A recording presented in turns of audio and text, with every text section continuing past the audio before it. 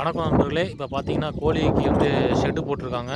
இந்த ஷெட்டு பார்த்தீங்கன்னா 8 அடி நீளம், 3 அடி அகலத்தில் 7 ரூமாக பிரிச்சிருக்காங்க.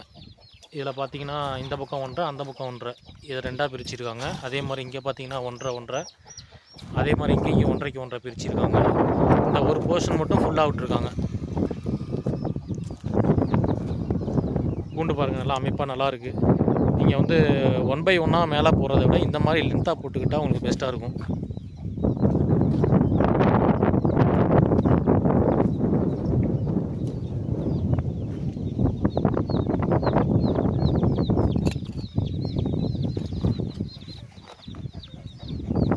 இந்த இடத்துல பாருங்கள், கோழி ஏறி நிற்கிறதுக்காக ஒரு சின்ன ஸ்டாண்ட் வச்சுருக்காங்க.